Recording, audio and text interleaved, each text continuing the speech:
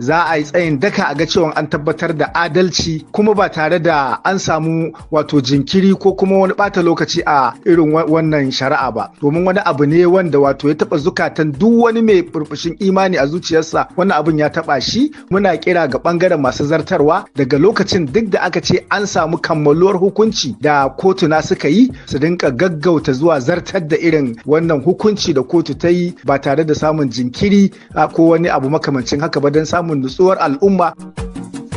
To kakakin kotunan jihar Kano Babaji Ibrahim, ga wannan abu da ya faru mara daɗi a unguwar Ciranci, ake zargin wasu matasa sun aikata kisan gilla ga wasu iyalai ciki har da ƙananan yara, wanda zuwa yanzu labari ya bayyana cewa tuni 'yan sanda sun kama waɗanda ake zargi, tare kuma da samun wasu daga cikinsu ma sun amsa cewar su ne suka yi wannan laifi da ma wasu a baya. Me ya kamata al'ummar jihar Kano su sa rai daga bangaren ku na shari'a wurin ganin an tabbatar da adalci sannan kuma an biyo mai haƙƙi haƙƙinsa? Gaskiya ne abin da al'ummar jihar Kano da ma ainihin wato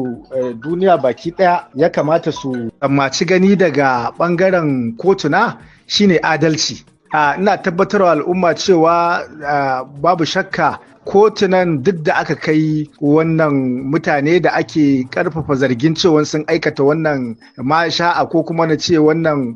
wato kisan gilla, to babu shakka za a yi tsayin daka a ga cewa an tabbatar da adalci kuma ba tare da an samu wato jinkiri ko kuma wani bata lokaci a irin wannan shari'a ba, domin wani abu ne wanda wato ya taba zukatan duk wani mai burbushin imani a zuciyarsa. Wannan abun ya taba shi kuma babu daɗi, babu shakka. Kuma muna amfani da wannan dama ma wajen wato mika ta'aziyar mu gabaki ɗaya ga al'ummar duniya da ainihin yan uwan wanda wannan abu ya shafa, da kuma wato su kansu gwamnatin jihar Kano da sauran al'umma baki daya bisa ga wannan ta'addanci da aka riga aka aikata. Kuma mu kanmu muna tir da Allah wadare da irin wannan, da faruwar irin wannan al'amari. Kuma ko a baya babu shakka mutane za su yarda da ni cewa akwai ƙara wanda take kwatankwacin irin wannan, wanda aka kashe wata yarinya Hanifa, wanda a halin yanzu duk mai bibiyar kafafen sadarwa ya san halin da ake ciki. Kuma babu shakka mu daga bangaren kotuna dukkanin matakan an bi mataki na farko, mataki na biyu, mataki na uku duka an kai, kuma har an riga an tabbatar da abin da kotun farko ta tabbatar, kuma abin da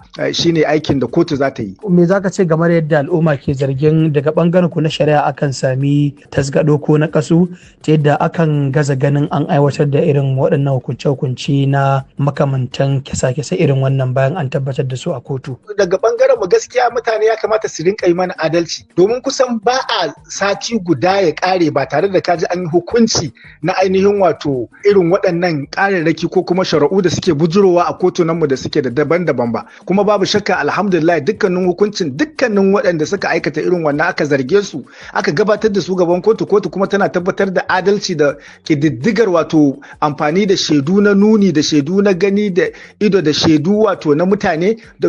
dan ganin cewa sun tabbatar da wato hukuncin irin wannan. So illa iyaka mutane ya kamata su gane, idan kotu ta yi nata aikin shine shari'a, ta tabbatar da ta riga ta kammala shari'a, to akwai matakai da ake bi tun daga kotun ƙasa har zuwa kotun koli, wanda nan ne kololuwa kuma. Don kuma idan aka yi to kuma kotu ba za ta je ta tsaya ta ce sai ta zira ido ta ga cewa an zartar da hukuncin ba. Shi ko zartar da hukunci yana bangaren masu zartarwa, kamar yadda na faɗa tun da fari.